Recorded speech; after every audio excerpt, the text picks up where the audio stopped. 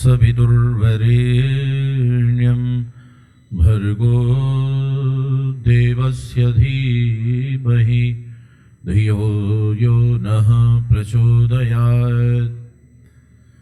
ॐ वेदाहमेतं पुरुषं महान्तम् आदित्यवर्णं तमसः परस्तात् तमेव विदित्वाति मृत्युमेति नान्यपन्था विद्यते यनाय। ॐ शान्तिः शान्तिः शान्तिः। बोलो वैदिक धर्म की, ऋषिवर दयानंद जी महाराज की, बोलो भारत माता की। आज मैं आपके बीच जो चर्चा करूंगा उसको थोड़ा सा और अच्छे से समझना है। आज की चर्चा में आपके सामने रखूं उससे पहले मैं आपसे ये जानना चाहता हूं कि कल जो लोग उपस्थित थे तो वो लोग मुझे बताएंगे कल का विषय क्या था, कल का सारांश क्या था, कल कहां समापन किया था। कोई एक भाई बहन कोई बताओ कि जी ये बात कल हमारी समझ में आई। ऐसे काम चलेगा नहीं, पिछला साफ होता जाए, नया आपको पढ़ाते जाएं। हाँ जी, हाँ जी।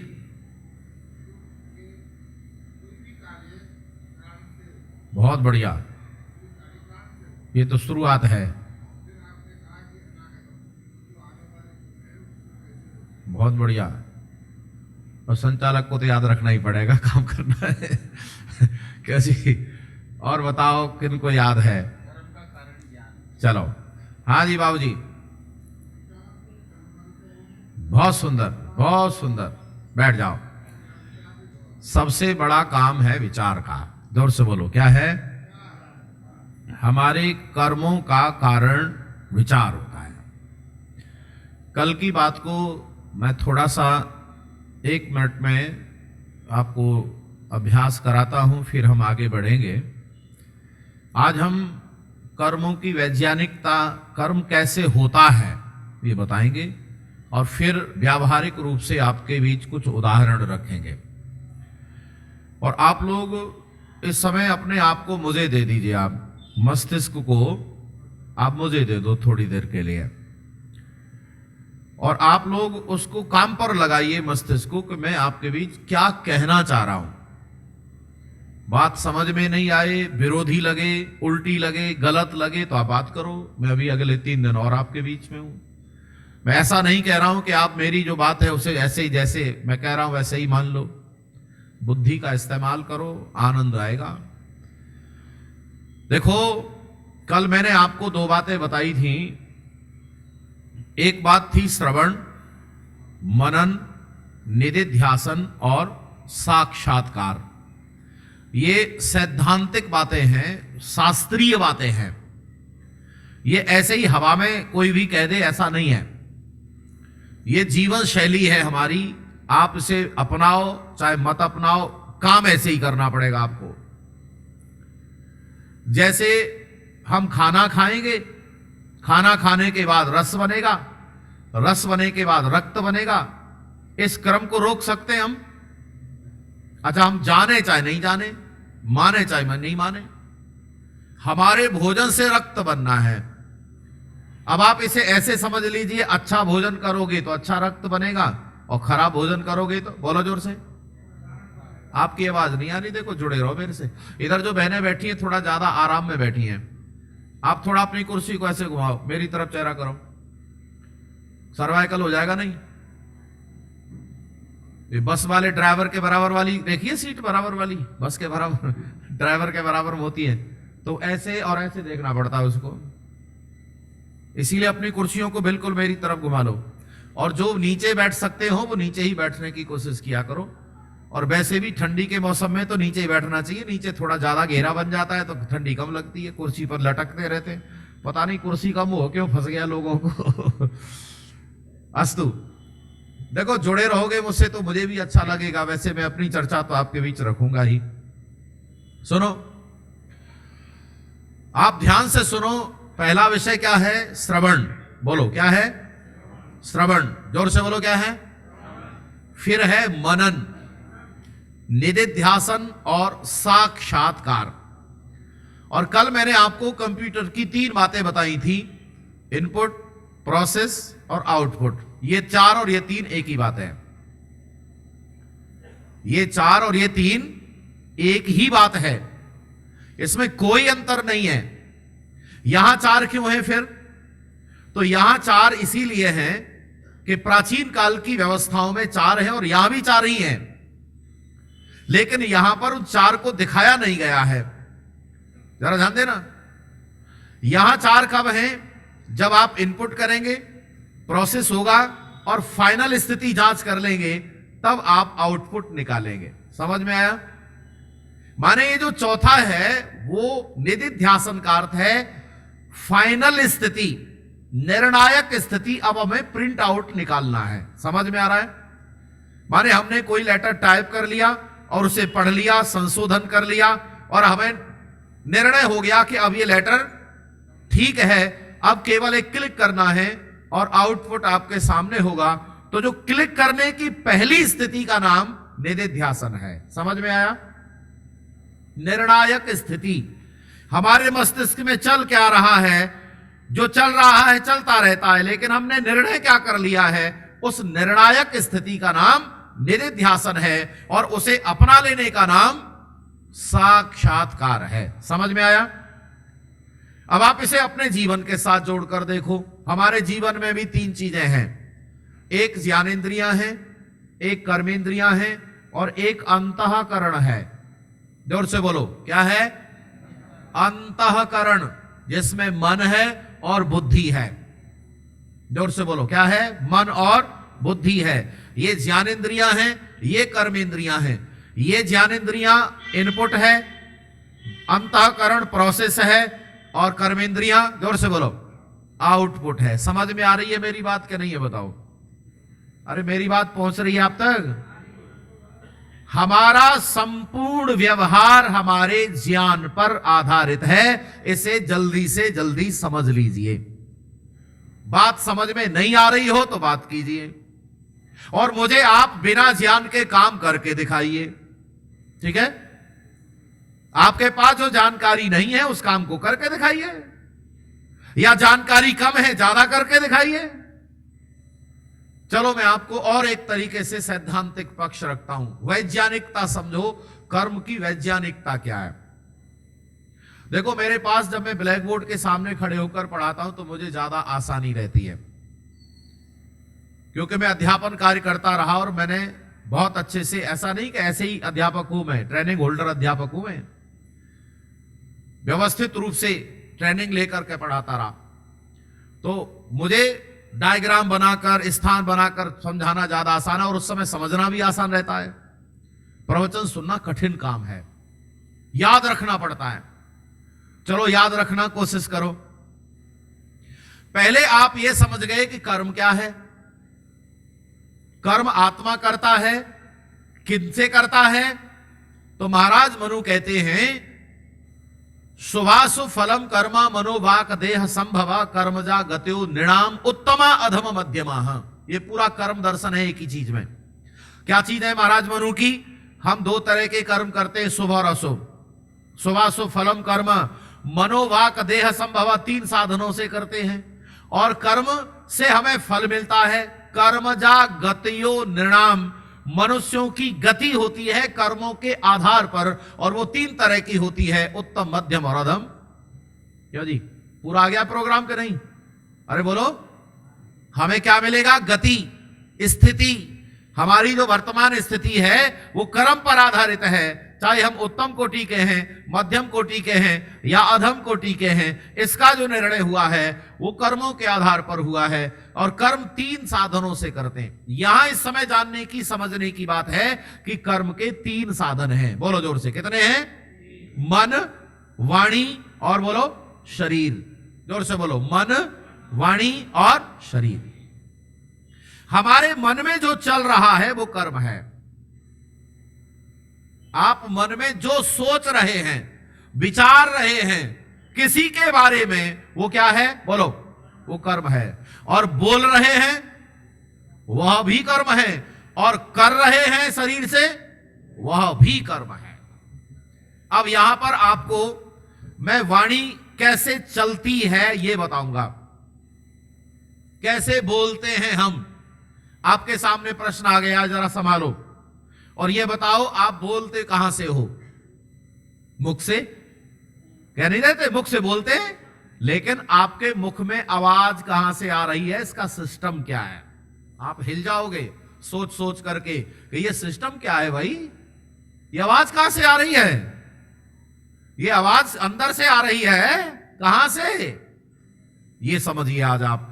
और आज अगर ये समझ लिया तो सब कुछ समझ में आ जाएगा, कर्म कैसे हो रहा है, कौन कर रहा है, कौन करा रहा है, कौन सहायक है, सब समझ में आ जाएगा। जब हम पढ़ते पढ़ाते हैं तो एक पुस्तिका पढ़ाई जाती है, सबसे पहले पठन पाठन व्यवस्था की सबसे पहली पुस्तक है वर्णोच्चारण शिक्षा, है जी, क्या नाम है? सबको पढ़ाओ, सब पढ़ो, उसके बिना पढ़े कोई ठीक से उच्चारण कर ही नहीं सकता। और विशेषकर वो जरूर पढ़ो जो पुरोहित कर्म करना चाहते हैं या करते हैं, नहीं तो आप मंत्र गलत ही पढ़ोगे। अगर आपको लगता है कि मैं बिना पढ़े संस्कृत मंत्र पढ़ लेता हूं तो मेरे सामने बैठ के पढ़ के दिखा देना, मैं बता दूंगा आपको ये कितना बढ़िया पढ़ते हो आप।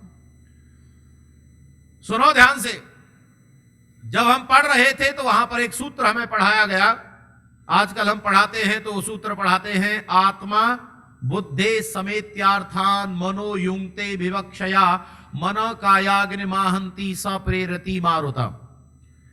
यहां पर कहा गया है जब आत्मा कुछ कहने की इच्छा करती है, अच्छा बोलो बोलेगा कौन? मुख अपने आप बोलेगा या आत्मा बोलेगी?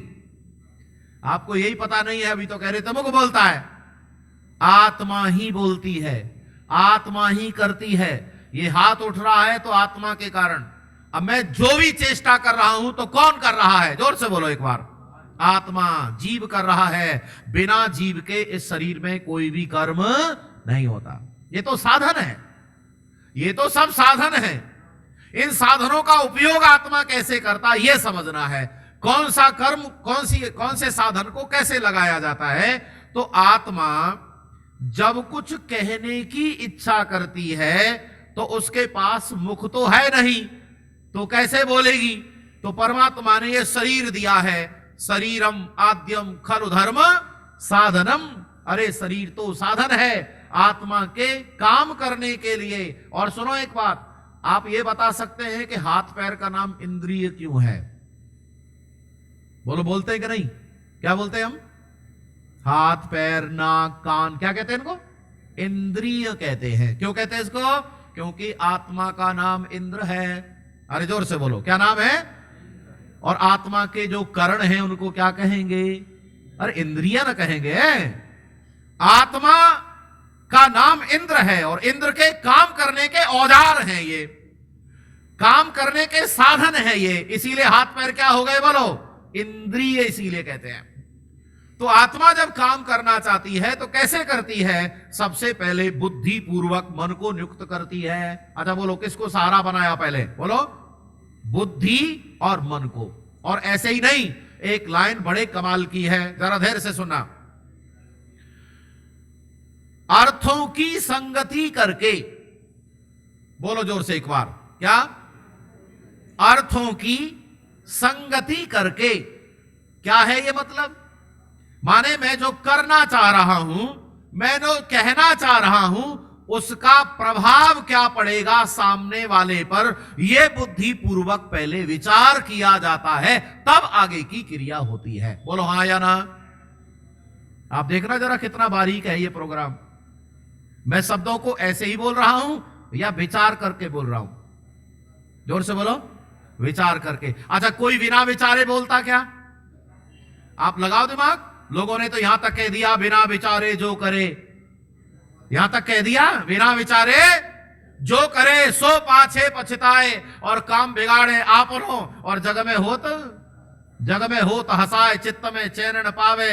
और कहे गिरधर कबीराय, काम अपनो बिगाड़े। ऐसा करके आपने सुना होगा तो क्या समझ में आया? उन्होंने कह दिया बिना विचारे। तो आप मुझे बताओ, ये सही कह रहा बिना विचारे बोलता है कोई आदमी, हाँ या ना? अरे बोलो, बिना विचारे कोई नहीं बोलता है। वो अलग बात है, कम विचार है तो कम विचार करके बोलेगा, और गलत विचार है तो गलत विचार करके बोलेगा, लेकिन बिना विचारे बोलो कोई नहीं बोलता। और सुनो, एक बात फिर सुनो, मैं यहां सिद्ध करना चाहता हूं ये बात, ताकि आपको मेरी बात समझ में आए। एक व्यक्ति कितना भी बावड़ा है, कितना भी बावला है, कितना भी, लेकिन सच बताओ, वह सबके साथ एक जैसी व्यवहार करता है या अलग अलग? जोर से बोलो जरा, आनंद लो। तो फिर अलग अलग क्यों करता है जब बिना विचारे करता है? बावला है तो, जब बावला है तो सबके साथ अलग अलग क्यों करता है? इसका मतलब वो ये विचार कर लेता है। आप कितना भी बावला आदमी ले आओ यहां, बाबूजी को देख करके, माने अपडेट आदमी को देखकर, पुलिस वाले को देखकर एकदम लाइन में आ जाता है, और किसी दबंग आदमी को देखकर एकदम पैर में आ जाता है। मैं हाँ ठीक कह रहा हूं मैं? अच्छा, शराबी व्यक्ति है, बुलाओ जरा, कितना बड़ा शराबी है वो, जरा खड़ा करो उसे सामने, सबके साथ अलग अलग व्यवहार करेगा। उसे यह समझ में आ जाएगा ये आदमी मेरा कुछ नहीं बिगाड़ेगा, उस पर तो चढ़ बैठेगा, और उसे यह पता चला ये दो धर देगा, उसे सरेंडर हो जाएगा। मतलब कुछ तो चल रहा है उसके दिमाग में। इसीलिए ध्यान रखना, बिना विचारे कोई काम नहीं होता है। यहां सारे काम बोलो विचार करके होते हैं। वो अलग बात है, थोड़े विचार हैं तो कमजोर विचार से विचार करेगा, और अगर ज्यादा विचार है तो ज्यादा विचारों से विचार करेगा। अगर उसके पास गलत विचार हैं, गलत ज्ञान है, तो गलत ज्ञान से विचार करेगा, लेकिन बिना विचारे कोई काम नहीं होगा, क्योंकि ये सिद्धांत है, और सिद्धांत को कोई फेल नहीं कर सकता। इसीलिए सिद्धांतों को समझो। आत्मा जब कुछ कहने की इच्छा करती है तो अर्थों की संगति करके बुद्धि पूर्वक मन को नियुक्त करती है। यह भाषा समझ में आ रही है कि नहीं? अरे बोलो। अच्छा चलो मेरे हाथ पे आ जाओ, ये आत्मा है, देखो जरा इधर ध्यान दो, ये क्या है? आत्मा है। मैं इसको सहारा बना लेता हूं, आसान हो जाएगा समझना। ये क्या है बोलो? ये क्या है? बुद्धि। ये क्या है? मन। ये है ज्ञानेंद्रियां, ये है कर्मेंद्रियां, ये है कर्म करने का सिस्टम। यहां से कर्म होगा हमेशा, जब भी कर्म होगा। और यहां पर एक चीज है जो बताई नहीं गई है, केवल इशारे से बताई गई है, अर्थों की संगति करके, अर्थात ज्ञान है यहां। आत्मा ज्ञान पूर्वक बुद्धि को नियुक्त करेगा, बुद्धि से मन को नियुक्त किया जाएगा, मन ज्ञानेंद्रियों से जुड़ेगा तो ज्ञान अर्जित करेगा, कर्मेंद्रियों से जुड़ेगा तो कर्म करेगा। सारा ज्ञान पूर्वक कर्म होता है, बिना ज्ञान के कोई कर्म बोलो जोर से नहीं होता है। ज्ञान को ठीक कर लो, सब ठीक हो जाएगा। खोपड़ी ठीक करनी है बस, है जी? जोर से बोलो। और सुनो, और बारीकी सुनो, मैं तो शब्द बता रहा हूं, बाहर आवाज क्यों आ रही है भाई? अंदर आ जाओ भाई, कोलाहल मत करो। सुनो, जब मैं बोलता हूं तो आप देखो कितनी बारीकी से आचार्यों ने अध्ययन किया है। आत्मा जब कुछ कहने की इच्छा करती है, अर्थों की संगति करके बुद्धि पूर्वक मन को नियुक्त करती है। ठीक है जी, ये बात समझ में आ गई? मन ने अग्नि को प्रेरित किया, जरा ध्यान देना, मन ने अग्नि को प्रेरित किया, अग्नि ने वायु को प्रेरित किया, और वायु चरण मंदम मंदम जनयति सस्वरम, यहां से निकलती है वायु, और वायु से आवाज निकलती है। मेरे मुख से जो आवाज आ रही है, इसका श्रेय वायु को जाता है। नंबर 1, वायु नहीं निकलेगी तो आवाज नहीं निकलेगी। समझ में आई बात? वायु को किसने लगाया? अग्नि ने। आपको पता है संसार में वायु किसके आधार पर चलती है? बोलो। आवाज नहीं आ रही आपकी?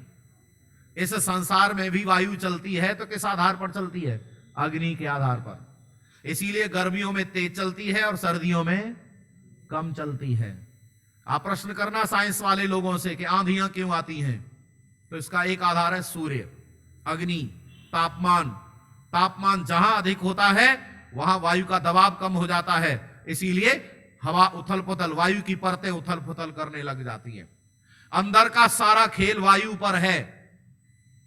इस शरीर में जो आवाज निकल रही है वो वायु से निकल रही है।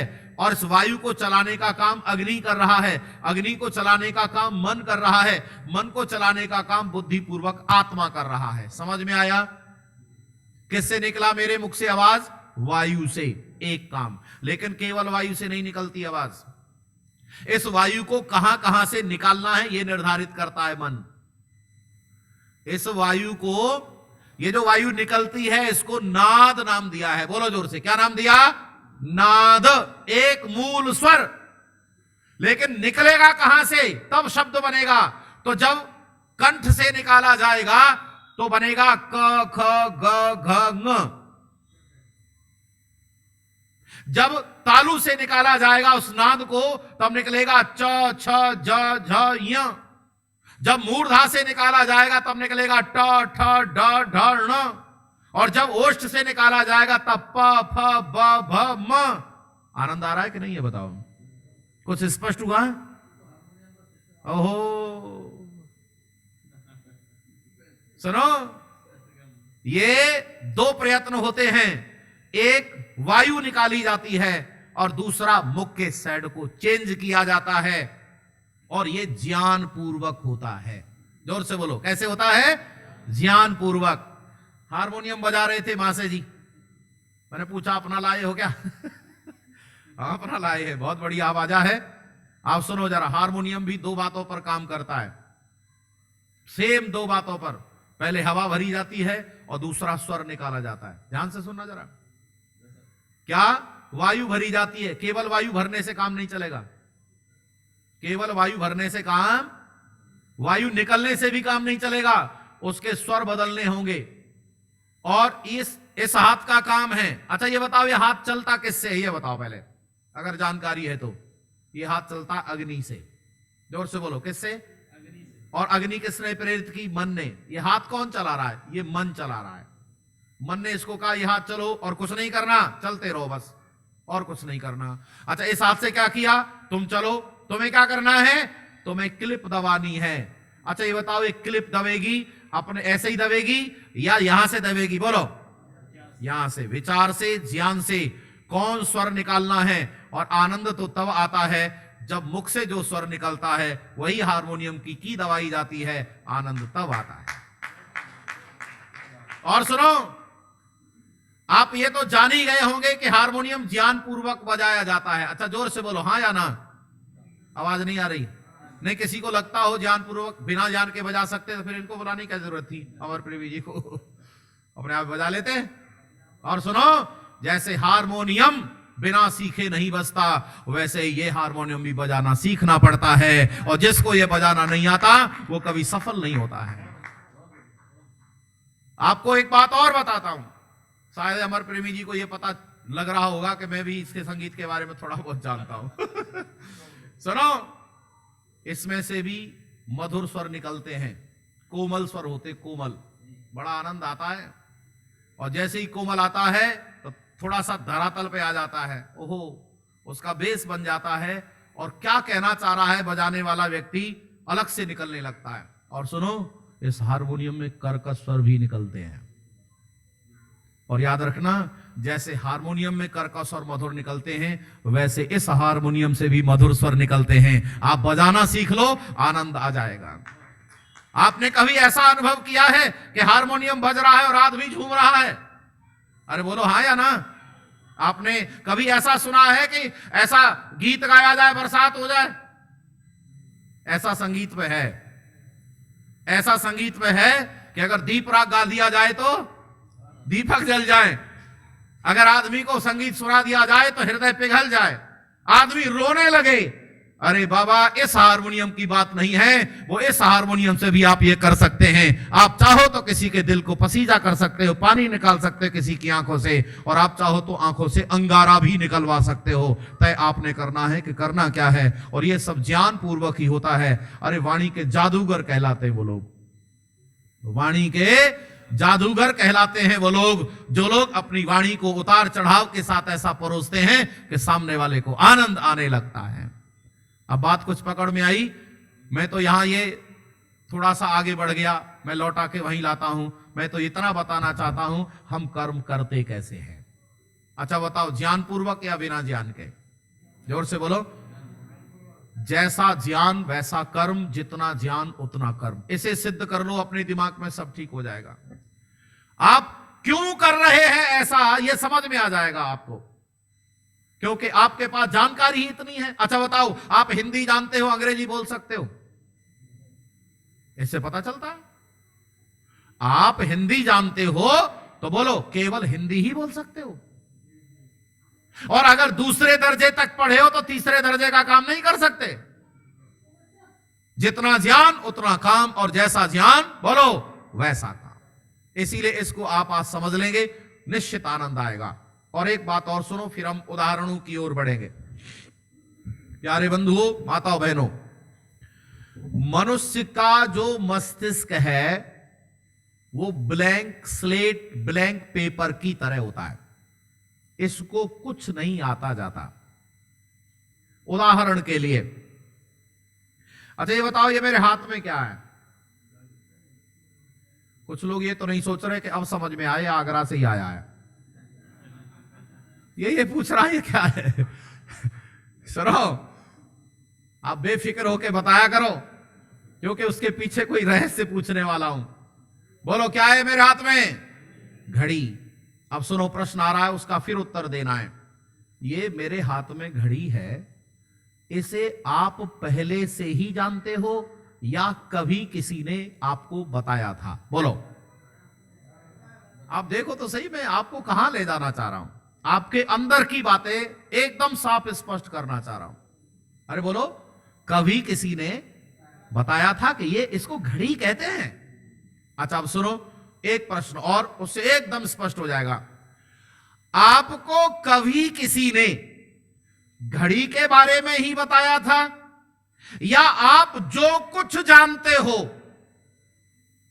आप जो कुछ जानते हो किसी भी पदार्थ, किसी काम के बारे में, उन सब के बारे में भी बताया था कभी? अरे जोर से बोलो। अब आप अंदाजा लगाओ, आपके पास क्या है अपना? किसी मनुष्य के पास अपना कुछ भी नहीं है। लेकिन आदमी व्यवहार ऐसा करता है, बैठने के तरीके से पता लगा देता है कि मैं कितना जानता हूं। अकड़ से बैठता है, बात बात पर व्यवहार में सामने वाले का अपमान करता है। और हम लोग ऐसे हैं, आपको एक बात बता दूं, आप लोग हमें अभी केवल इतना जानते हैं कि ये हमें प्रवचन कर देते हैं। अरे हम बाल की खाल उधेड़ने वाले लोग हैं।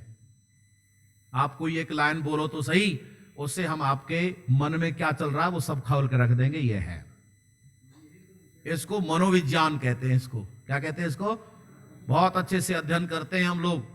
सामने वाला हमारे सामने आके कोई बात तो कह दे, हम बता देंगे क्या कर रहा है, अपने घर पर रखना चाहता है कि नहीं। पक्षी के पर सुनो, इसीलिए हम शब्दों के अंदर चले जाते हैं। ये कहना क्या चाह रहा है शब्द, और शब्द को ऐसे उधेड़ लेते हैं, ऐसे जैसे छिलके उतार दिए हो, अंदर से ढूंढ कर निकाल लिया हो कि क्या सामान है भाई, डुबकी लगा कर देख लिया हो क्या है। ऐसा काम करते हैं हम लोग। इसीलिए बंधुओं, धैर्य से सुनो, मैंने आपके बीच क्या समझाने का प्रयास किया। किसी मनुष्य के पास अपनी कोई जानकारी बोलो नहीं है। हम इकट्ठी करते हैं, और गलत इकट्ठी कर ली और गलत को सही मान लिया तो फिर हमें सहज कोई ठीक करने वाला नहीं है। अब मैं आपके सामने कुछ उदाहरण रखूंगा, फिर मैं आपको बताऊंगा वेद और अन्य ग्रंथों में कितना अंतर है। वेद में हम वेद की ओर क्यों जाएं, और अन्य ग्रंथों को कुरान, पुराण, बाइबल, जिंदावस्था, जिनवाणी, तौरेत, धम्मपद, गुरु ग्रंथ, त्रिपिटक, संसार के सारी पुस्तकें वेद का मुकाबला नहीं कर सकती। नोट करो एक लाइन में। अगर आपके पास किसी पर ऐसा हो कि मैं इस पुराण पर विश्वास करता हूं, मैं कुरान पर ईमान लाया हुआ हूं, मेरे लिए बाइबल सर्वोपरि है, तो आओ जरा मैदान में, आपको हम बता देंगे कि वेद के मुकाबले का संसार में कोई भी ग्रंथ नहीं है। वेद सब सत्य विद्याओं का पुस्तक है, और सारी पुस्तकों में मिलावट है। अंधविश्वास, ढोंग, पाखंड, कुरीति, अनाचार आपके जीवन को बर्बाद करने का पूरा सामान है। जी जोर से बोलो। आपके जीवन को बर्बाद करने का पूरा सामान है, और सुधारने का सामान केवल वेद में है। दुनिया में और कोई पुस्तक ऐसे मुकाबले की नहीं है।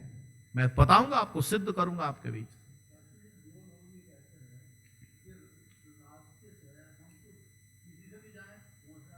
हाँ बता देंगे, बता देंगे, सब रास्ते एक जगह नहीं जाते। हाँ चिंता मत करो। सुनो, रामायण काल में एक मंथरा नाम की महिला है, मंथरा है जी, सब जानती हैं बहनें, भाई भी जानते हैं। मंथरा कौन है? ये मंथरा महारानी केकई की दासी है और मायके से आई थी। ये बात और समझना जरा, मायके से आई थी वो साथ। और एक दिन की घटना ऐसी घटित हुई, इन बच्चों को अलग अलग बिठाओ भाई, बच्चे आने चाहिए लेकिन उधम करने के लिए थोड़ी आने चाहिए, अलग अलग बिठाओ, अलग अलग, एक को इधर एक को उधर। वैसे इनके क्लास से बहुत बड़ी बात है, पर बैठेंगे संस्कार पढ़ेंगे। सुनो, मंथरा ने ऊपर चढ़कर देखा अट्टालिका पर, और क्या चढ़कर देखा? अयोध्यापुरी में बड़ी रौनक है, दुल्हन की तरह सजाया जा रहा है पूरी नगरी को। एक इधर उधर ताका झांकी करती है और कहती है भाई प्रोग्राम क्या है? मुझे तो पता नहीं है। अपने आप से पूछती है मुझे पता नहीं है प्रोग्राम क्या है। बराबर का जो महल है वो महारानी कौशल्या का है, वहां पर उसकी सेविका खड़ी है, उससे पूछा रही प्रोग्राम क्या है। और माताओं बहनों में एक विशेष गुण है डेटा ट्रांसफर का, विशेष गुण होता है, डाटा केवल 1 मिनट में जुड़ जाती है, और बस डेटा ट्रांसफर हुआ नहीं। वो पूछ लिया भाई प्रोग्राम क्या है ये।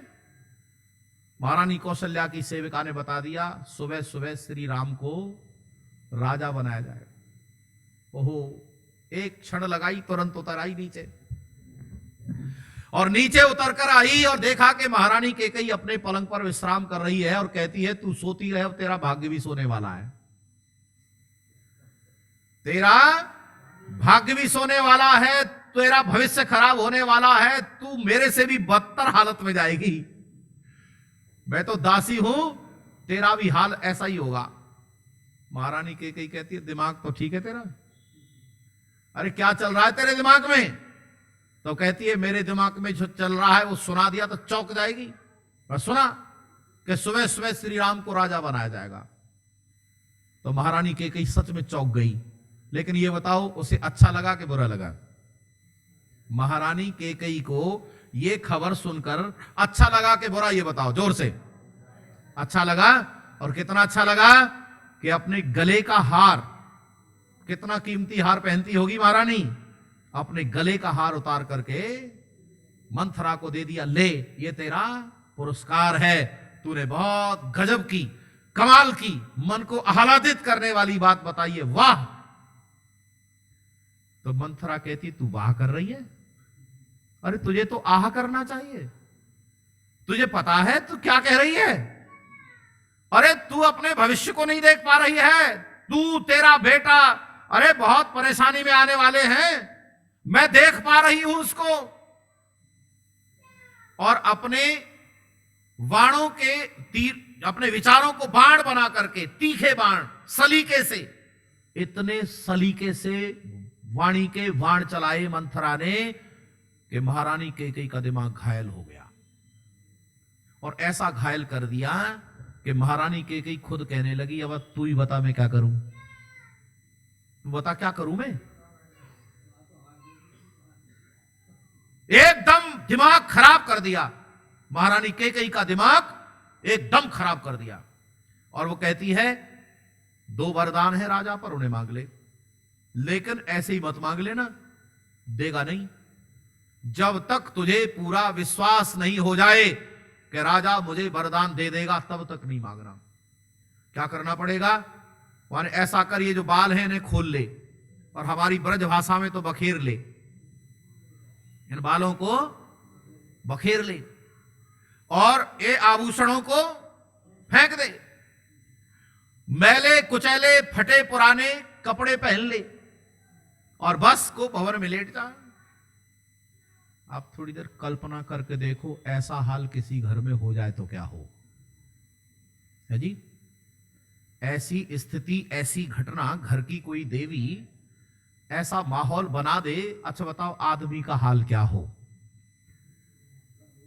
सब भूल जाएगा। दशरथ से देख लेते हैं, दशरथ को देख लेते हैं। दशरथ आया और महारानी कैकेयी के प्रोग्राम को देख के घबरा गया। बड़ी विनम्रता, बड़ी शालीनता, बड़ी सलीके से पूछता है, देवी तबीयत तो ठीक है जी? देवी तबीयत तो ठीक है? तबीयत खराब हो तो वैद्य को बुलाया जाए। किसी ने कुछ कह दिया है, बताओ, उसको दंडित किया जाए। महारानी कहती है, मेरी तबीयत बिल्कुल ठीक है। किसी ने कुछ नहीं कहा है। तो फिर पूछता है, ये प्रोग्राम क्यों बनाया है? अरे जब तबीयत ठीक है तो ये प्रोग्राम क्यों बनाया है? तो महारानी कैकेयी कहती है, 2 वरदान थे महाराज, तुम दे नहीं रहे थे, इसीलिए बनाया है। तो वो कहता है राजा दशरथ, हे देवी, क्या तुम्हें मुझ पर विश्वास नहीं रहा? अरे तुम मेरे अपने इस घर में, कुल में कितने लंबे समय से रह रही हो, क्या तुम्हें यह पता नहीं चला? अरे ये कुल ऐसा है जहां प्राण तो जा सकते हैं, बोलो जरा, लेकिन वचन नहीं जा सकते। तुमने अविश्वास कैसे किया? अरे तुम मांगो वरदान, मैं देने को तैयार हूं। माने कि नहीं, मुझे अभी विश्वास नहीं है, मुझे विश्वास दिलाओ। राजा दशरथ कहता है, कैसे विश्वास दिलाऊं मैं तुम्हें? चारों बेटे मेरे लिए प्राण जैसे हैं। मैं चारों बेटों की शपथ लेता हूं, मैं वरदान तुम्हें दूंगा। और अगर फिर भी तुम्हें विश्वास नहीं है तो तुम जानती हो मेरा सबसे ज्यादा प्रिय राम है। मैं राम की शपथ लेकर के तुम्हें विश्वास दिलाता हूं। मैं राम की शपथ लेता हूं, तुम मांगो वरदान में दूंगा। अब महारानी को विश्वास हो गया कि भाई वरदान अब दे देगा। मांग लिया वरदान। पहले वरदान में भरत के लिए राज मिलना चाहिए। राजा ने एक क्षण नहीं लगाया, वन दिया।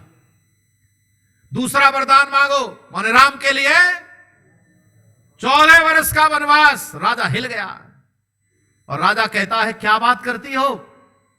अरे तुम्हारा प्रिय पुत्र है, तुम अपने भरत से भी ज्यादा प्यार करती हो, और वो भी अपनी मां से तुम्हें ज्यादा प्यार करता है। तुम जानती नहीं हो राम को? अरे राम सारी प्रजा का प्यारा है, मेरा ही प्यारा नहीं है। अरे उसने ऐसी क्या गलती कर दी, तुम ऐसे सजा दे रही हो? और फिर अंत में जब कोई भी बात काम नहीं करती तो लास्ट में कहता है, मैं तुम्हें सच बता रहा हूं, मैं मर जाऊंगा, मैं जीवित नहीं रहूंगा। लेकिन महारानी का दिमाग इतना खराब कर दिया था मंथरा ने कि वो इस बात पर भी तैयार नहीं हुई, बेशक मर जा लेकिन वरदान मुझे दे जा। क्यों जी, यही बात हुई कि नहीं? बोलो, मुझे वरदान चाहिए। और राजा वरदान दे गया और चला गया। कवियों ने कमाल लिखा है, मेरे प्राण क्यों न जा रहे, मेरा प्राण तो गया। क्या लिखा है लोगों ने? मेरे प्राण क्यों न जा रहे, मेरा प्राण तो राम गया, मेरे प्राण नहीं जा रहे हैं, चले गए प्राण। महारानी कैकेयी का जितना दिमाग खराब हुआ एक मंथरा के कारण, अब आप तो अंदाजा लगाओ कि मेरे देश में ऐसे अनेक लोग हैं जिनका दिमाग खराब कर दिया गया है। जिनको राम कभी अच्छे लगते थे, आजकल उनको राम अच्छे नहीं लगते हैं। अब आपको समझ आ गया होगा कि मेरे देश का दिमाग खराब किया जा रहा है। बोलो जोर से, हां या ना? मेरे देश का दिमाग खराब कर दिया। आपको पता है, ये भारत भूमि राम के वंशजों की है। हम लोग कौन है? जोर से बोलो एक बार, अरे जोर से बोलो। हम लोग राम के वंशज हैं, हम राम के वंशज हैं हम। और राम के वंशज ऐसे नालायक भी हैं कि जिन्हें अब राम अच्छे नहीं लगते। मेरे देश में ऐसे ऐसे नालायक लोग हैं, अगर उनके सामने जय श्री राम कर दो ना, अरे बोलो क्या कर दो? जोर से बोलो, जय श्री राम। बौखला जाते हैं। हाथ में माइक लगा हो, माइक फेंक के मार देते हैं। कुर्सी पड़ी हो, कुर्सी फेंक के मार देते हैं। इतने पागल लोग बसते हैं मेरे देश में। अच्छा बोलो, दिमाग खराब हुआ कि नहीं मेरे देश के लोगों का? अच्छा, मंथरा उसी काल में थी कि आज भी है? उसी काल में थी? नहीं नहीं प्रधान जी, आज बहुत ज्यादा हो गई है। बहनों से पूछो, बहनों को बहुत पता है। और सुनो, केवल महिलाओं में ही मंथरा नहीं है, पुरुषों में भी है। और अब पुरुष भी नहीं है मंथरा, एजेंसियां हैं। ऐसी अनेक एजेंसियां हैं, उनके आप लोग नाम जानते होंगे, जो जातिवाद फैला रही हैं, जो भाषावाद फैला रही हैं, जो संप्रदायवाद फैला रही हैं, जो आपस में लड़ाने के लिए कुछ भी करने को तैयार हैं, यानी तुम्हें चैन से नहीं रहने देंगे, तुम्हें आपस में लड़ा करके मानेंगे। कमाल है बंधुओं, ऐसी स्थिति को शायद आप मेरे कथन को समझ गए होंगे। अब बोलो, दिमाग को ठीक करने की जरूरत है कि नहीं? कौन करेगा ठीक? ऋषि दयानंद की वैदिक विचारधारा के सिवाय कोई भी ठीक करने वाला कोई नहीं ठीक कर सकता। अगर किसी को लगता हो इनके पास स्वस्थ विचार है तो लाओ पकड़ करके, हम जानेंगे, उनको अध्ययन करेंगे। हमने तो जो अध्ययन किया उस आधार पर यह तय हुआ है कि बिना ऋषि दयानंद के मिशन के कोई भी ठीक करने वाला नहीं है। कैसे ठीक होगा अब ये सुनो, फिर आगे बढ़ेंगे। एक नमूना आपने देखा है, हमारे संचालक महोदय जिक्र कर रहे थे, उसकी बस एक सारांश भर चर्चा करूंगा, कथा बहुत बड़ी है। एक नौजवान था, उसका नाम था मुंशी राम। अभी आपने देखा बिगाड़ कैसे होता, अब देखो सुधार कितना हो सकता है। एक व्यक्ति कितना बिगड़ सकता है ये देखो, और उस बिगड़े हुए व्यक्ति का सुधार कितना हो सकता है ये देखो। और केवल मस्तिष्क परिवर्तन से होगा जो कुछ भी होगा। जोर से बोलो, क्या करना है? मस्तिष्क, और कुछ नहीं करना, और कुछ नहीं करना, केवल खोपड़ी बदलनी है। यही आर्य समाज का काम है, लोगों की खराब खोपड़ी को ठीक करना है, बस और कुछ करना ही नहीं है। हमें खराब खोपड़ी ठीक हो जाए, अपने आप काम पर लग जाता है आदमी। सुनो, नाम है मुंशी राम। जोर से बोलो, क्या नाम है? मुंशी राम। ये नौजवान है, और कैसा नौजवान है इसका परिचय सुनो पहले। शराब पीता है, मांस खाता है, व्यभिचार से गुरेज नहीं है, अंग्रेजी बोलता है, अंग्रेजी से सम्मान करता है, संस्कृत का अपमान करता है, नास्तिक है। कोई पंडित पुजारी भारतीय संस्कृति बेकार लगती है, ईसाई संस्कृति अच्छी लगती है, सुबह से शाम तक झूठ बोलता है, नास्तिक है पक्का, वो किसी को नहीं मानता। अच्छा बताओ, बिगाड़ कम है कि ज्यादा है? अच्छा, आज के नौजवान का हाल कुछ ऐसा ही है कि नहीं? आनंद लो जरा, आज के नौजवान का प्रतिनिधि मान लो उसे। आज के नौजवान में ये सारे के सारे अवगुण है। और अगर आपको नहीं समझ में आ रही हो तो कभी चलो मेरे पास, हॉस्टल में चलते हैं हम तो सब मिल करके। हॉस्टल में चलते हैं कहीं भी जहां पर बच्चे पढ़ते हैं ग्रेजुएशन से ऊपर, जहां इंटरमीडिएट किया नहीं और बच्चे फिर घर से निकल जाते हैं। आप चलो जरा आनंद लो, वहां पता चलेगा आपको वो कितना बिगड़ा है नौजवान। और हो सकता है कोई नौजवान मेरी चर्चा को किसी माध्यम से सुने और मेरे प्रति बुरे भाव रखे ना। मैं किसी नौजवान के बुरे भाव नहीं रख रहा हूं, मैं नौजवान मुझे बहुत अच्छे लगते हैं, लेकिन बिगड़े हुए नौजवान ज्यादा समझदारी से काम लेंगे तो संसार का कल्याण होगा। सुधरे हुए भी हैं लेकिन उनकी संख्या ना के बराबर है, ना के बराबर। कोई बात नहीं है, मुझे देखते रहो, मैं दिखा दूंगा आपको यहीं बैठे बैठे। मैंने बड़े अनुभव किए हैं, बड़े कॉलेजों में गया हूं, व्याख्यान यूनिवर्सिटियों में। सुनो, बरेली की घटना है। बरेली में मुंशी राम के पिताजी थे नानक चंद, और ये कोतवाल थे उस काल में अंग्रेजी सरकार में। और आप जानते हैं उस समय कोतवाल का कितनी वैल्यू होती थी, आज के कोतवाल से ज्यादा होती थी। कोतवाल को यह आदेश हुआ सरकार से कि यहां पर बरेली में कार्यक्रम होना है स्वामी दयानंद जी महाराज का। बहुत बड़े पंडित हैं, सबको खबर दूर दूर तक हो जाती थी। स्वामी जी क्षेत्र में प्रचार करने जाते तो उस क्षेत्र के लोग सब बड़ी भारी संख्या में इकट्ठे होते थे। सरकार ने व्यवस्था दी कोतवाल को, जाओ व्यवस्था करना, कोई उपद्रव नहीं होना चाहिए। कोतवाल गए, नानक चंद जी अपने सिपाहियों को लेकर के सारी व्यवस्थाएं कर दी और पहले दिन का व्याख्यान सुन लिया। पहले दिन का व्याख्यान सुन करके घर पर आए और कहते हैं उनके अपना बेटा मुंशी राम से, बेटा हमारे नगर में एक बहुत बड़ा पंडित आया है, हमारे नगर में एक बहुत बड़ा पंडित आया है, अरे मैं चाहता हूं तो उसका एक बार व्याख्यान सुन ले। अब सुनो मुंशी राम क्या सोच रहा, ये सुनो। मुंशी राम सोच रहा ये पंडित हमको क्या समझाएगा, ये पंडित हमको क्या समझाएगा, हम तो वैसे ही पढ़े लिखे लोग हैं, अंग्रेजी पढ़े हुए हैं। हमारे बच्चों को भी ऐसा ही लगता है कि अंग्रेजी पढ़ने का मतलब विद्वत्ता होती है। अंग्रेजी पढ़ना मात्र योग्यता का परिचय नहीं होता। लैंग्वेज और नॉलेज दोनों अलग अलग होते हैं। केवल भाषा ज्ञान से कोई विद्वान, जोर से बोलो, नहीं हो जाता है।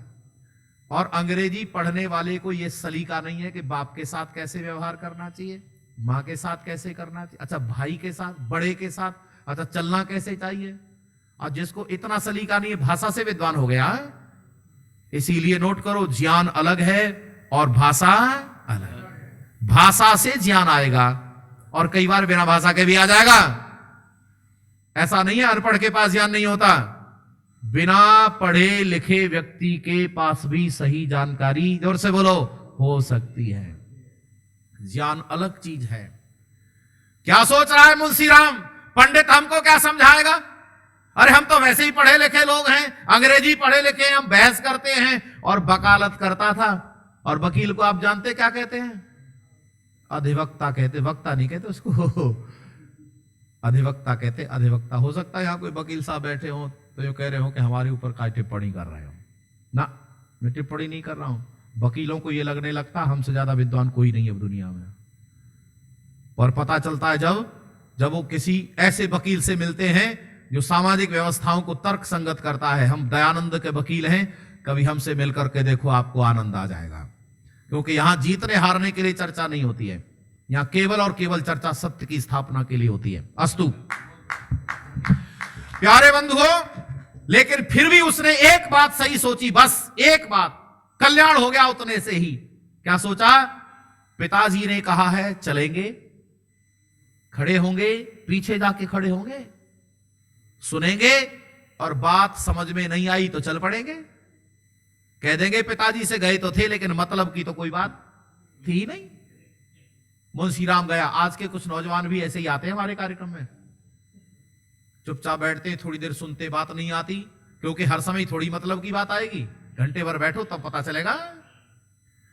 मुंशी राम गया, भारी भीड़ को देख करके चौंक गया। अरे इतनी भीड़, इस पंडित को सुनने के लिए इतनी भीड़ आई है।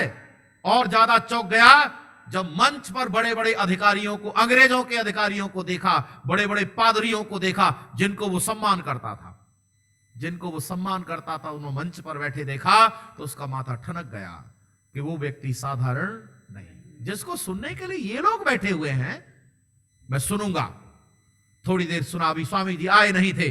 स्वामी जी आए, सबने खड़े होकर उनका अदब किया, सारे लोग बैठ गए, स्वामी जी का व्याख्यान शुरू हुआ। मुंशी राम कहता है मैं व्याख्यान सुनता रहा, लेकिन मैं एक क्षण के लिए भी ये नहीं सोच पाया कि मुझे यहां से चल देना। यह है स्वामी दयानंद का प्रताप। व्याख्यान तर्क संगत देते रहे और वो व्याख्यान को पी गया।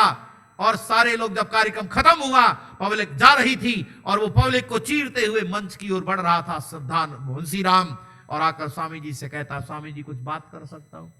और स्वामी जी इतने पवित्र थे, इतने सरल थे कि कोई भी बात कर सकता है, कभी भी बात कर सकता है, बोलो। बस चर्चा हुई, प्रश्न किए, उत्तर मिल गए, चला गया। दूसरे दिन आया, तीसरे दिन आया, और तीसरे दिन तक प्रश्न करता रहा। अब तीसरे दिन क्या कहता है मुंशी राम, सारे प्रश्न खत्म, अब मेरे पास कोई प्रश्न नहीं बचा महाराज। मैं आपके प्रश्नों से पूरी तरह संतुष्ट हो गया हूं, लेकिन एक बात नहीं है, बस मुझे अभी ईश्वर के प्रति विश्वास नहीं हुआ है। तो ऋषि दयानंद बड़ी सरलता से, बड़ी पवित्रता से कहते हैं, मुंशी राम, परमेश्वर के प्रति विश्वास तो उस दिन होगा जब परमेश्वर की कृपा तुम्हारे ऊपर होगी, उस दिन तुम्हारे ऊपर विश्वास होगा। उन्होंने ये नहीं कहा था कि तू आता रहे मैं विश्वास दिला दूंगा ना। कितनी सरलता है, कितनी पवित्रता है, कितनी यथार्थता है। ऋषि कहते हैं, रे मुंशी राम, प्रभु की कृपा होगी, ये भी काम हो जाएगा। मुंशी राम वो मुंशी राम जो शराब पीता है, मांस खाता है, अब वही मुंशी राम श्रद्धानंद बन गया है। जोर से बोलो, क्या बन गया? ये कौन है श्रद्धानंद? इस शराब छोड़ दी, मांस खाना छोड़ दिया, व्यभिचार का कोई मन में भाव नहीं, संस्कृत का गुरुकुल खोल दिया। ओहो, जो कभी संस्कृत का विरोध करता था, आर्य जगत में अगर आप किसी को ऋषि दयानंद के बाद अगर स्थान देना चाहते हो तो स्वामी श्रद्धानंद को देना होता है। आप ये तो देखो कितना पतित से पतित व्यक्ति इस स्थान पर आकर खड़ा हो गया और वो ऋषि दयानंद का उत्तराधिकारी के रूप में जाना जाता है। यह है मुंशीराम जो बदल करके श्रद्धानंद बनता है। और सुनो, दीवानापन राष्ट्र के प्रति कितना है। चांदनी चौक पर रोलेट एक्ट का विरोध करते हुए जब जुलूस निकाला जा रहा था, सामने से अंग्रेज आ गए, वानी बाबा भाग जाओ, जुलूस बुलूस ना निकलेगा तुम्हारा, गोली से भून दिए जाओगे। तो स्वामी श्रद्धानंद ने अपने सीने के कपड़े हटाकर कह दिया, सीना खोल दिया, तुम्हें हिम्मत है तो गोली चलाओ। ये स्वामी दयानंद का भक्त हटने वाला नहीं है। आज भी चांदनी चौक पर मूर्ति लगी हुई है, जाकर देखना स्वामी श्रद्धानंद की। वो ये गवाही देती है कि रोलेट एक्ट का विरोध किया था स्वामी श्रद्धानंद ने। ये वो स्वामी श्रद्धानंद हैं कि आज तक के इतिहास में मुसलमानों की मस्जिद से किसी नॉन मुस्लिम ने कभी तकरीर नहीं दी, कभी भाषण नहीं दिया। ये स्वामी श्रद्धानंद वो हैं जो दिल्ली की जामा मस्जिद पर वेद मंत्र बोल करके व्याख्यान दिया था। ये वो है स्वामी श्रद्धानंद। ये वो है स्वामी श्रद्धानंद बेटियों के लिए, कन्याओं के लिए पाठशाला खोलते हैं। ये वो है स्वामी श्रद्धानंद जो शुद्धि का आंदोलन चलाते हैं। ओहो, स्वामी श्रद्धानंद ने देखा मेरे देश में मुसलमान बन गए लोग, तो लोगों को कहा, रे तुम तो हिंदू हो, तुम तो आर्य हो, वानी कि कैसे हैं हमारे, तर्क दिए, दलील दी, वानी बदलो, शुद्धि करके उनको फिर से आर्य बना दिया। लाखों लाखों लोगों को बदल डाला, लाखों लाखों लोगों को। यह है स्वामी श्रद्धानंद। स्वामी श्रद्धानंद का जीवन कैसा है, एक झलक और सुनो, फिर आगे बढ़ेंगे। स्वामी श्रद्धानंद गुरुकुल चलाते थे। क्या नाम है गुरुकुल का? कांगड़ी, आजकल विश्वविद्यालय है वो। कांगड़ी गांव था, हरिद्वार से पीछे, नदी के पास, जंगल में था, बिल्कुल भयानक वातावरण था।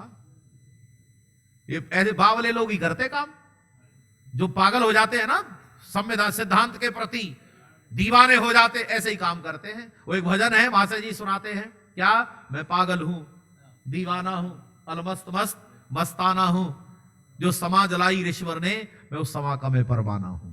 ऐसे कितने परवाने हैं जो समा पर लुट गए।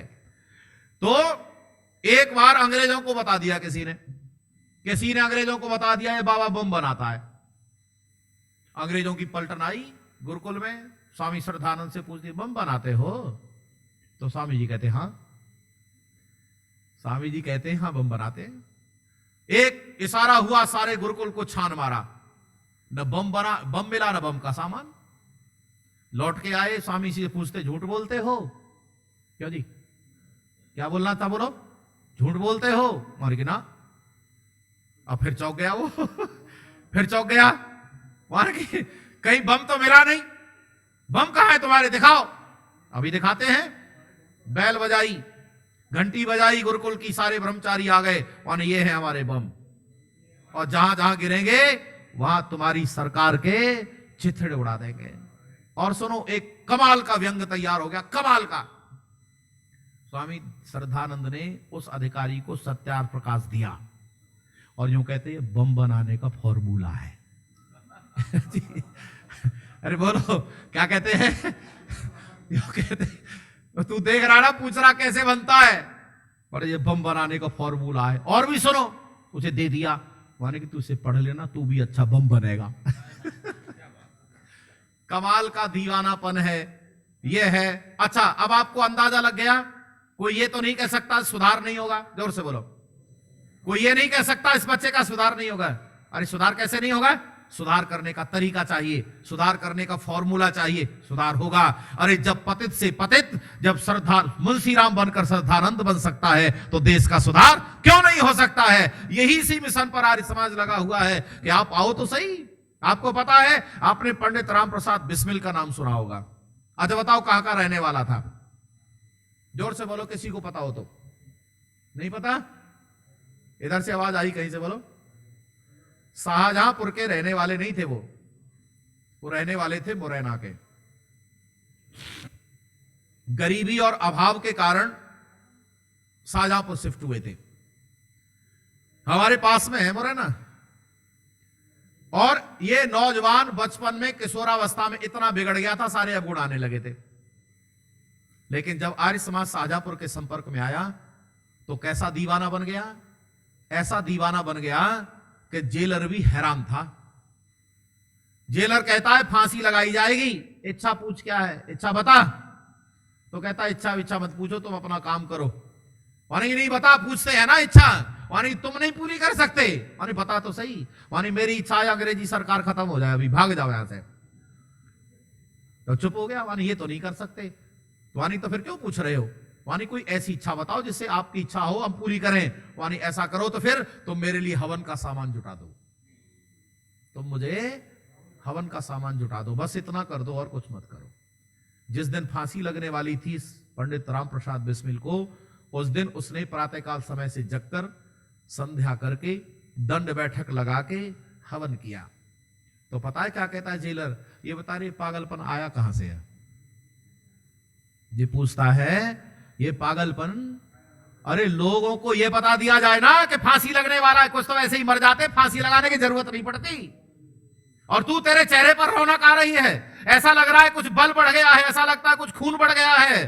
अरे कहां से आया ये पागलपन। तब कहता है ये पागल मुझे दयानंद से आया है, आर्य समाज से आया है, सत्यार्थ प्रकाश से आया है। तो पागलपन ऐसे आता है। और एक बार कोई पागल बना नहीं तो याद रखना जीवन का आनंद ले जाता है।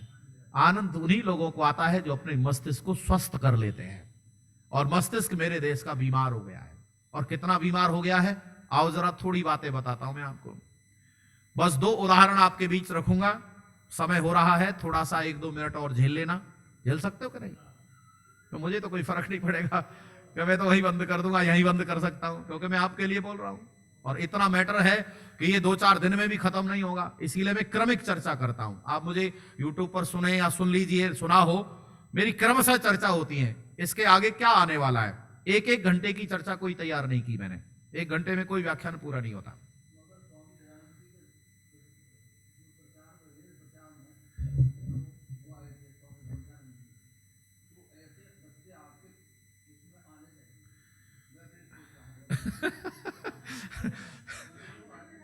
हम लोग शिविर लगाते हैं, शिविर, सुनो सुनो, हम लोग शिविर लगाते हैं 14 साल से ऊपर के बच्चों के लिए। बालकों के लिए अलग लगाते हैं, बालिकाओं के लिए अलग लगाते हैं। आपको ऐसा कभी लगे कि बच्चों का सुधार होना चाहिए तो हर ग्रीष्मकालीन अवकाश में, जब बच्चों की पढ़ाई नहीं होती, छुट्टी में मस्ती मारने जाते हैं, 8 दिन का शिविर लगाओ। आप हमें बुलाओ, हम व्यायाम शिक्षक लेके आएंगे, 2-2 घंटे सुबह शाम व्यायाम कराएंगे, 4 घंटे और 3 घंटे उनकी क्लास लगाएंगे। बच्चे ना सुधरे तब हमने कहना, ऐसे थोड़ी सुधरते कि कभी झांकी आ गए देके चले गए। एक वातावरण तैयार होता है, 8 दिन वातावरण बनाओ, आपके बच्चों पर प्रभाव ना पड़े तब कहना मैं। अस्तु, आइए लौट कर चलते हैं। देखो, मेरे देश में निकम्मे लोग ज्यादा हैं या कर्मशील लोग ज्यादा हैं? जरा जोर से बोलो, आनंद लो। कुछ लोग देख रहे हैं कि कौन क्या बात कर रहा है। मेरे देश में निकम्मे हो गया, देश मेरा निकम्मा हो गया। और पता है निकम्मा किसने किया है? निकम्मा किया है पुराणों ने, कुरान ने, बाइबल ने। वेद का उपदेश नहीं आया लोगों के पास। आज मैं वेद का वो उपदेश दूंगा आपको, पैरेलल तुलनात्मक चिंतन करूंगा। मैं आपको बताऊंगा कि वेद के साथ नहीं जुड़ोगे तो कितना विनाश होगा, और तर्क सहित दूंगा मैं, ऐसे नहीं, प्रमाण के साथ। सुनो, वेद में एक मंत्र आता है, यजुर्वेद के 40वें अध्याय का मंत्र है, और आप लगभग सब जानते हैं। क्या मंत्र है? कुर्वन्ने वेह कर्माणि जिजी विशेक्षितम समा। ये जो मंत्र है, इसका जो चतुर्थांश है, जो मैंने अभी पढ़ा, एक लाइन पढ़ी, कुर्वन्ने वेह कर्माणि जिजी विशेक्षितम समा, ये सूक्ति है और महासूक्ति है।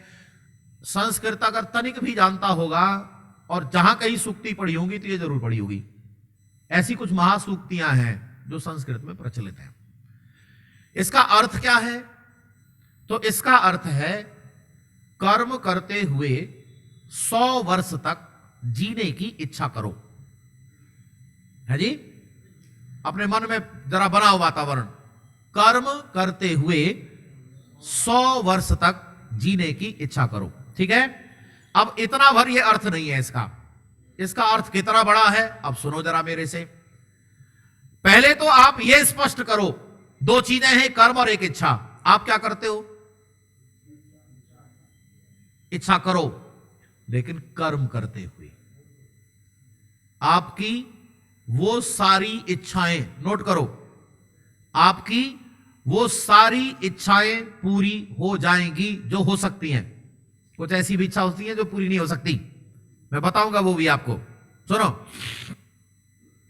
आपकी वो सारी इच्छाएं पूरी हो जाएंगी जो हो सकती हैं, लेकिन बिना कर्म किए कोई इच्छा पूरी, जोरो ये नोट कर लो, आपको आनंद आ जाएगा। बिना कर्म किए कोई इच्छा पूरी नहीं होगी। शेख चिल्ली को जानते हो? शेख चिल्ली को, एक सेठ जी थे, सेठ जी। सेठ जी ने घी खरीद लिया बाजार में बेचने के लिए, और उस समय पर घड़े होते थे, बर्तन के रूप में क्या होते थे? घड़े ही होते थे। पानी के लिए घड़ा, दाल सब्जी के लिए घड़ा, सबके लिए घड़ा होता था। घी घड़े में, कपड़े भी घड़े में रखते थे लोग, है जी? मैं ठीक कह रहा हूं क्या? अरे समर्थन कर दिया करो मेरा। आजकल तो बड़े बड़े तरह तरह के सूटकेस आ गए हैं, बड़े बड़े बैग आ गए, मटकों में रखते थे, मटकों में, हाँ बड़े मुंह के होते थे, उनमें रख देते थे आराम से। सुनो, सेठ जी ने घी खरीद लिया। अब सेवक को देख रहे कोई नौकर मिल जाए, घी को बाजार ले चले।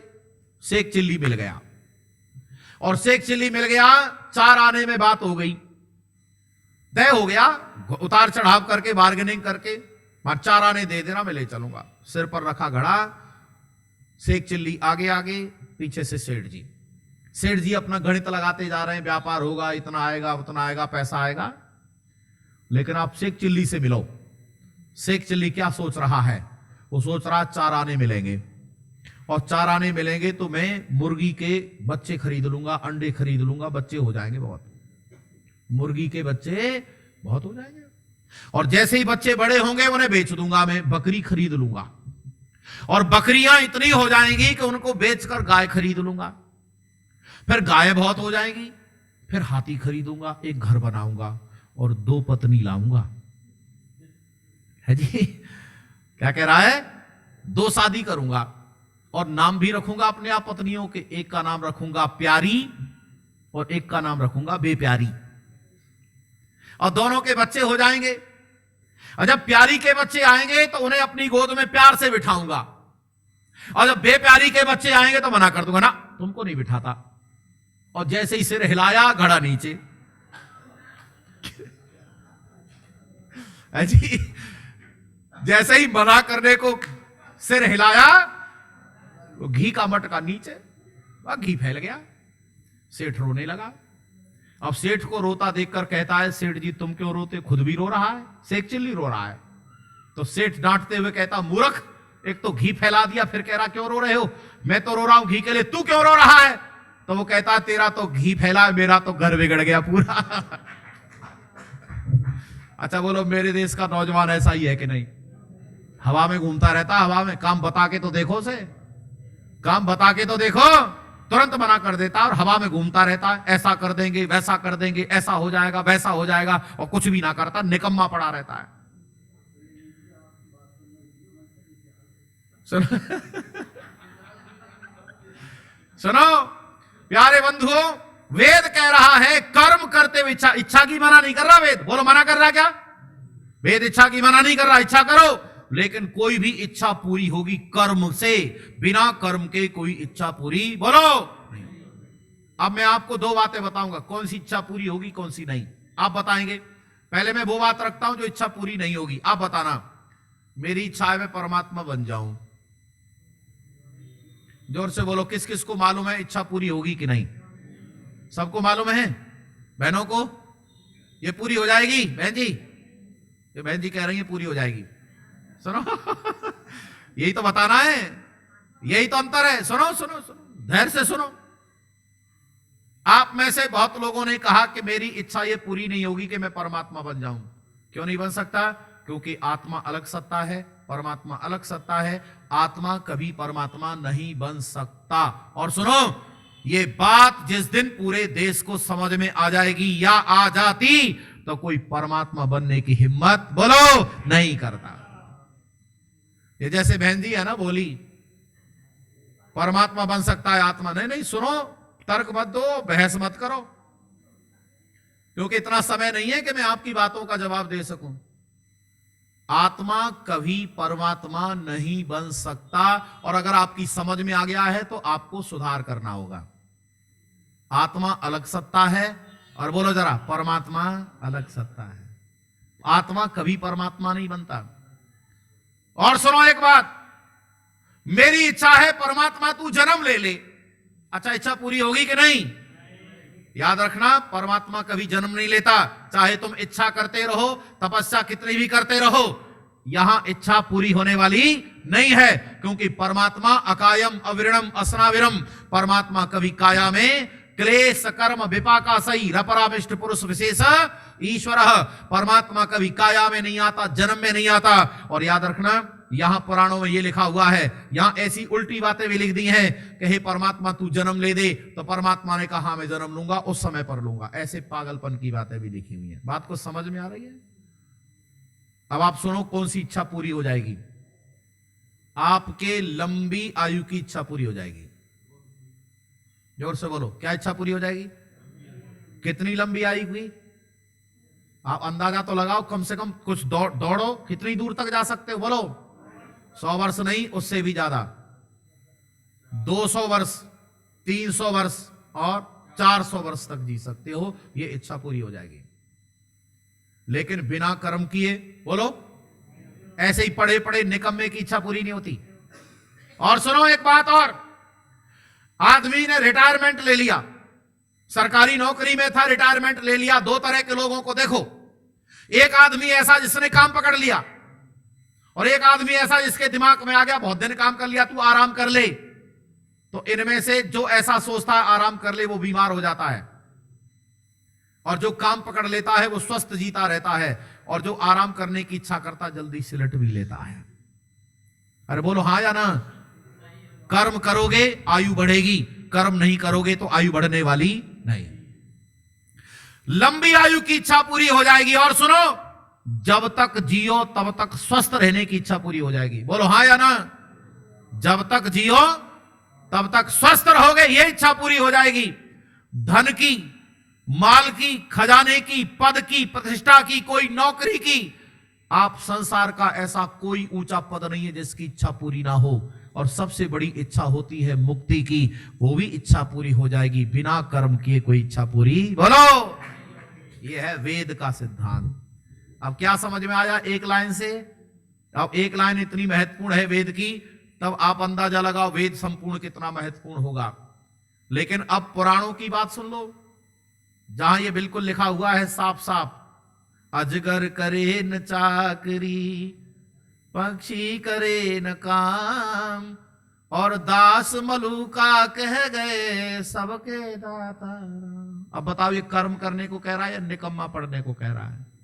अरे बोलो, ये कह रहा है कि ये पक्षी कोई काम नहीं करते, अजगर तो कोई नौकरी नहीं करता किसी की, फिर तुम्हें करने की क्या जरूरत है? तुम भी निकम्मे पड़े रहो।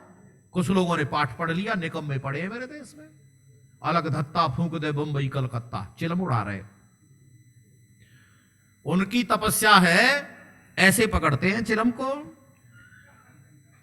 और सूत के उसको आग जला देते हैं। जो जितनी बड़ी आग जला दे उतना ही बड़ा तपस्वी है ना। देश के कितने बड़े नमूने हैं। और उनके मंत्र हैं, अलग धत्ता फूंक दे बंबई और कलकत्ता। तेरे बाप का ऐसे फूंक दे। गांव गांव हो गए चिलमची, निकम्मे, और नौजवान बिगाड़ दिए। नौजवान, यूं कहते नौजवानों से, जिसने न पी भांग गांजे की कली, उससे तो लड़के से लड़की भली। और नौजवान घबरा जाता है। नौजवान घबरा जाता है कि अच्छा जो गांजा नहीं पीता वो लड़का नहीं है। हाँ बिल्कुल लड़का, लड़की है वो तो फिर वो पीने लगता है और पागलपन की बातें सिखाते रहते। विचार बिगाड़ रहे, विचार। याद रखना बंधुओं, ऐसे ऐसे यहां पर पुराणों के अंतर्गत ऐसी बातें। अच्छा मैं आपको एक बात और बताऊंगा, थोड़ी देर और धैर्य से सुनना। पुराण चोरी करना सिखाते, व्यभिचार करना सिखाते, सुनते जाना जरा धैर्य से, प्रमाण दूंगा मैं आपको भागवत का। और आज सारे पुराण एक जैसे है, चाहे वो शिव पुराण है, भागवत पुराण है, विष्णु पुराण है, चाहे कितने भी पुराण है। और जिसको पढ़ने हो मेरे से पढ़ लेना, मेरे पास सारे पुराण है। कहीं आप ये सोच रहे हो कि मैं पढ़ता नहीं, वैसे ही बोल रहा हूं। सुनो प्यारे बंधुओं, एक ने तो सीधे सीधे कह दिया, उसमें तो दिमाग लगाने की भी जरूरत नहीं है। वो कह रहा है आंख कान मुख बंद कर रहो खाट पर सोए। आंख कान मुख बंद कर रहो खाट पर सोए, होनी होएगी तो होएगी, अनहोनी ना होए। ये क्या कह रहा है? जो होगा वही होगा, तुम्हारे करने से क्या होगा? खाट पर पड़े रहो।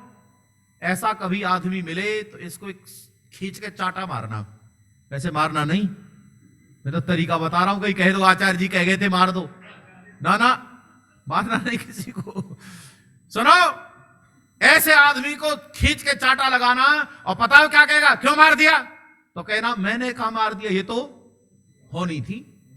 है जी, बोलो, ये तो नहीं। बंधु, गलत प्रचार हो गया मेरे देश में, गलत प्रचार हो गया, निकम्मा बना दिया मेरे देश को। इतने ज्यादा निकम्मे लोग हैं यहां कि अब इस बात पर आशा करते कहीं से पैसा मिल जाए। बोलो हां या ना, मेहनत नहीं करनी पड़े, निकम्मा। और सुनो, लेकिन भागवत लिखने वाले को विश्वास नहीं हुआ कि अभी भी भागवत पढ़ेंगे। तो चौथे अध्याय में, महात्म्य के चौथे अध्याय में लिखा कि यदि आपने चोरी कर ली है तो कथा सुन लो, चोरी का पाप खत्म। अगर आपने चोरी कर ली है कैसी भी, तो आप भागवत कथा सुन लो 7 दिन की, चोरी का फल खत्म। अच्छा, इसे इतने लिखने पर भी विश्वास नहीं हुआ, आगे लिखा किसी की हत्या कर दी है, कथा सुनो, पाप खत्म। और इसके आगे भी लिखा अगर व्यभिचार कर दिया है तो कथा सुनो, पाप खत्म। और इसे इतना लिखने में भी लाज नहीं आई, तनिक। वो कह रहा है गुरु पत्नी के साथ भी व्यभिचार कर दिया है तो भी कथा सुनने से पाप का फल खत्म हो जाएगा। अच्छा बताओ, फिर पाप बढ़ेगा कि कम होगा? जरा जोर से बोलना एक बार। इसीलिए पाप अभी और बढ़ेगा। और अब आप अंदाजा लगाओ, वेद की जरूरत है कि नहीं? जोर से बोलो। वेद में कहीं कोई लाइन नहीं लिखी हुई है कि आप यज्ञ कर लेना पाप खत्म हो जाएंगे, दान दे देना पाप खत्म हो जाएंगे, हमें दक्षिणा दे देना पाप खत्म हो जाएंगे ना। अवश्यमेव भोक्तव्यम, ये तो किसी ग्रंथ का कथन है जहां ये लिखा हुआ है कि आप जो भी कर्म करोगे भोगना पड़ेगा, चाहे युग बीत जाए, लेकिन कर्मों का फल बिना भोगे कभी टलता। आप जो कर्म करोगे उसका फल भोगना पड़ेगा। आपने भजन सुना होगा, शुभ अशुभ कर्म का फल निश्चय मिलना है कल, ना होगी फेर बदल प्रभु, इंसाफ करेंगे नहीं वो माफ करेंगे। वहां माफी नहीं है, क्योंकि माफ करने पर अन्याय होता है। जो व्यक्ति जैसा कर्म कर रहा है उसे वैसा फल भोगना पड़ेगा। मेरी बात पहुंची आप तक? स्वस्थ विचार वेद के हैं, वेद की तरफ लौटोगे निश्चित आनंद आएगा। और वेदों के अतिरिक्त अगर भटकोगे तो आप जीवन खराब करके ले जाओगे, अपना, परिवार का, समाज का, राष्ट्र का, विश्व का। आज संसार में जो बवाल है वो वेद के न होने के कारण है। वेद की स्थापना कर दो, बवाल खत्म हो जाएंगे। जहां जहां वेद की स्थापना हो जाएगी वहां वहां समस्याएं खत्म हो जाएंगी। और आप जानते हैं एक शब्द है वेदना, बोलो क्या नाम है? वेद के आगे ना लगा हुआ है तो वेदना होता है, और वेद से ना हटा दो तो बोलो क्या होता है? जहां वेद नहीं है वहीं पर वेदना है, वहीं दर्द है। और अगर वेद है तो वहां वेदना की जरूरत नहीं है। आज के लिए बहुत है, इतना समय बहुत हो गया। इसके आगे की चर्चा कल सुनेंगे आप। कल आपको और बताएंगे वेद में क्या है ऐसा जिससे हमारा जीवन बेहतर हो सकता है। आप सबने धैर्य से सुना, आप सभी का बहुत बहुत धन्यवाद।